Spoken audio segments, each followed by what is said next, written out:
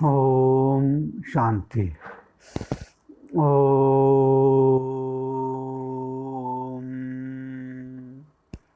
मुरली तारीख 15/6/2023।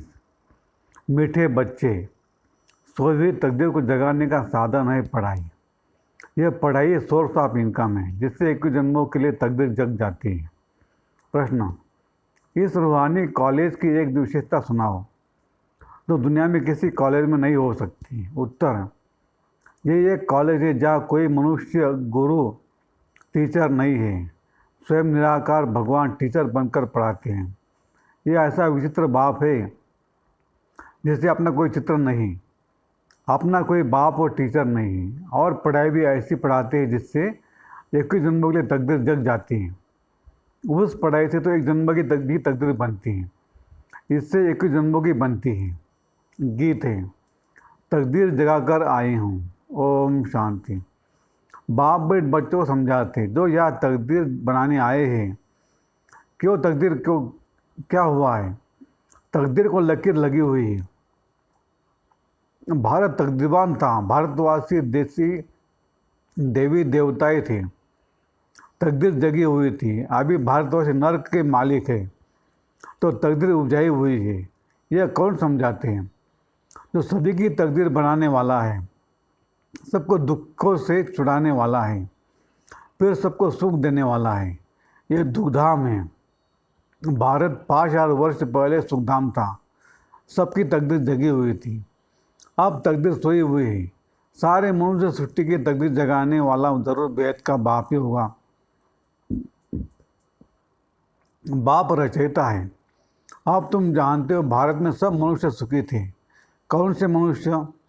ऐसे नहीं, सतयुग में इतने सब मनुष्य थे।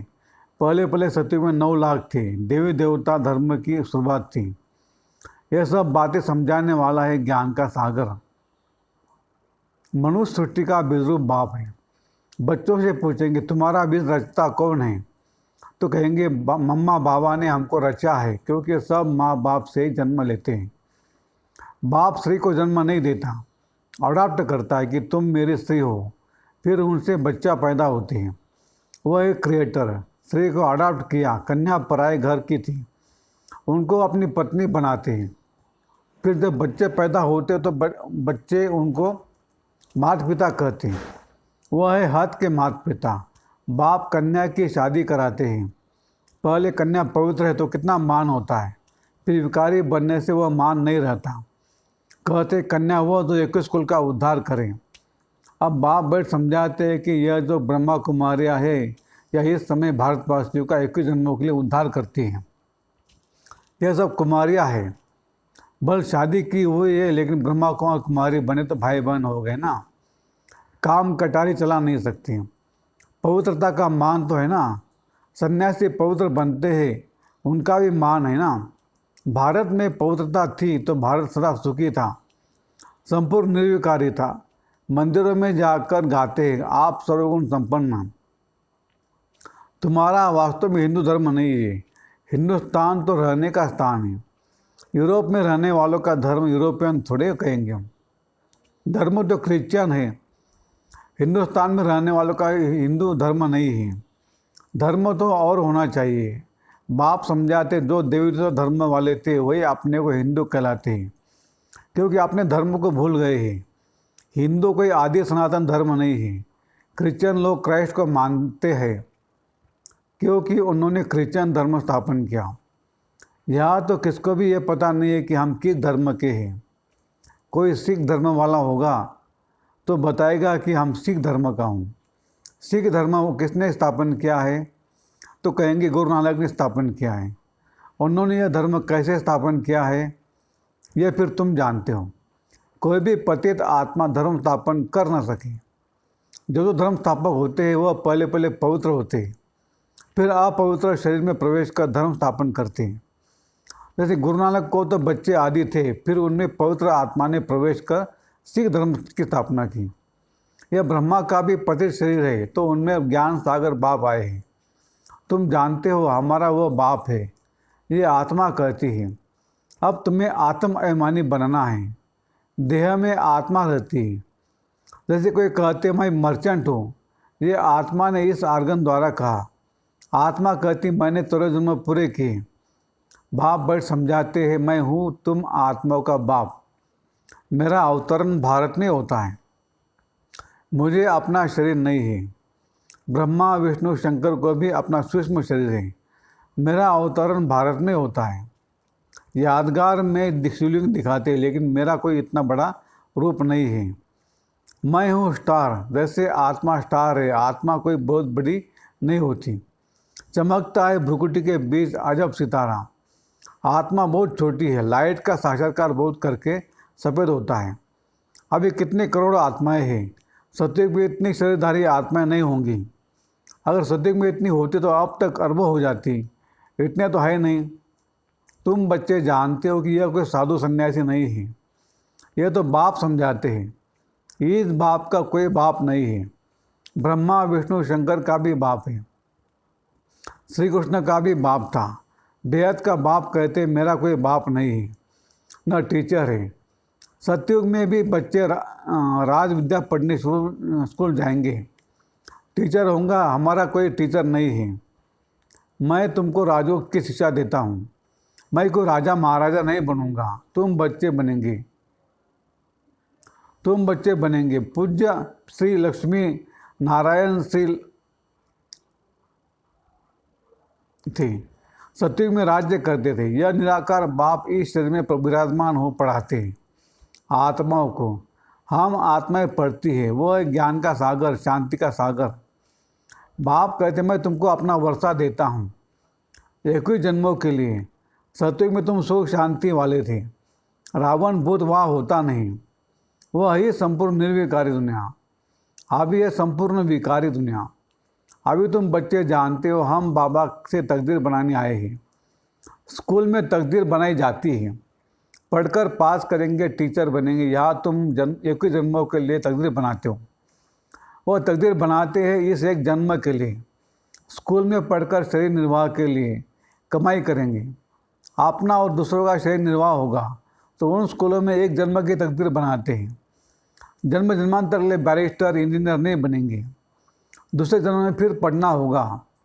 वह एक शरीर निर्वाह अर्थ धंधा है एक जन्म के लिए। बाप तो कहते मैं तुमको 21 जन्मों के लिए सुख शांति का वर्षा देता हूँ। यह बेहद के बाप ने कहा, उनका कोई बाप नहीं है। तुम बच्चे कहते हो बाबा हम आपके हैं।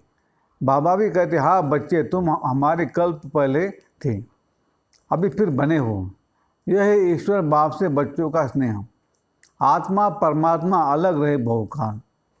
5,000 वर्ष पहले भी तुम बच्चों को गुलगुल बनाकर हेल्थ और वेल्थ दी थी, क्योंकि नॉलेज है सोर्स ऑफ इनकम। पढ़ाई से ही तकदीर बनाते हैं, वह होती हद की। यह है बेहद की तकदीर। यह स्कूल है, सत्संग नहीं है। सत्संग में जाते हैं, कोई ने रामायण ग्रंथ आदि सुनाया। बाबा तो नॉलेजफुल है। बाबा कोई शास्त्र आदि नहीं पढ़ते, कहते मैं तो सब कुछ जानता हूँ। यह सिर्फ तुम्हारी बुद्धि में ही है कि वह है मोस्ट बिलीव्ड बाप, जिसको सब याद करते हैं कि इस पतित दुनिया में आओ, आकर हमको सुख गनेरे दो। तुम माता पिता हम बालक तेरे, अब सम्मुख आकर बच्चे बने हो।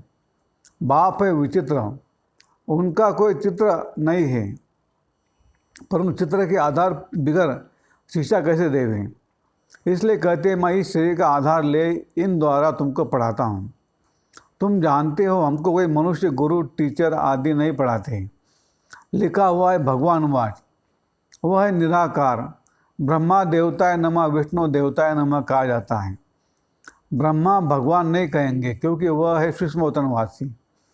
देवता है रचना, उनसे कोई वर्षा नहीं मिल सकता, तो फिर मनुष्य को वर्षा कैसे दे सकती है। तो इन बातों को कोई समझ ना सके। यह है गॉड फादरली कॉलेज। भगवान पढ़ाते बच्चे मैं तुमको मनुष्य देवी देवता बनाता हूँ, ऐसे और कोई कह ना सके। सन्यासी है निवृत्ति के मार्ग के। सतयुग में तो प्रवृत्ति में मार्ग में पवित्र देवी देवताएं थे। अब मैं फिर आया हूँ पतितों को पावन बनाने। जितना याद करेंगे उतना विकर्म विनाश होंगे। आत्मा ही पतित होती है। जैसे सोने में खाद पड़ती है, फिर जेवर खाद वाला बनता है। आत्मा में ही खाद पड़ती है तो आयरन एजेड बन जाती है। अब सभी तमो प्रधान है, फिर तुम आत्माएं सुंदर बनेंगी तो शरीर भी सुंदर मिलेगा।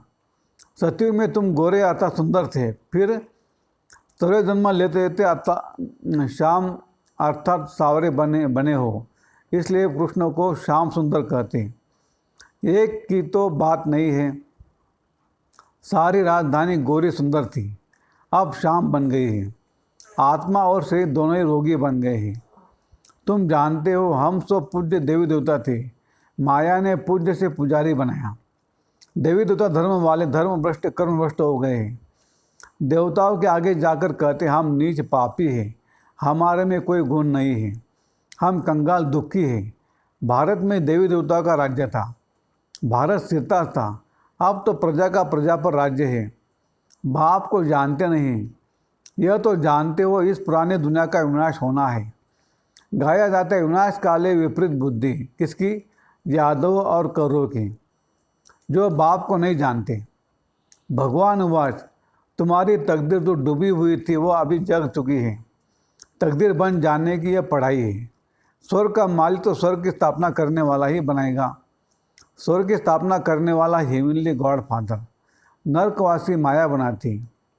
तुम गाते भी हो, दुख में सिमरन सब करे, सुख में करे न कोई। भक्ति शुरू होती है द्वापर से, भक्ति का फल देने भगवान को आना पड़े। अब भगवान घर बैठे आए भारत में, भारत उनका घर है ना। शिवरात्रि भी यहाँ मनाते हैं, मंदिर भी यहाँ बने हुए हैं। शिव बाबा तुम बच्चों को बैठ नॉलेज देते हैं, इसको ज्ञान अमृत अथवा सोमरस भी कहते हैं। गोल्डन एजेड बनाने के लिए नॉलेज देते हैं। तो नाम सोमनाथ पड़ा है। अभी तो भारत कितना कंगाल है, तुमको इस समय 3 पैर पुस्तकें भी नहीं मिलती, कहाँ बैठकर पढ़ते हो? यह तो बड़े से बड़ा हॉस्पिटल कम कॉलेज है। तुम मिडगेट हो, कहते हो बाबा मैं आपका 12 साल का बच्चा हूँ। आत्मा बोलती इस शरीर द्वारा, बाबा मैं 6 मास का बच्चा हूँ। तो मिडगेट हुआ ना। बोलता है मैं आत्मा बना, मैं आपका बना हूँ।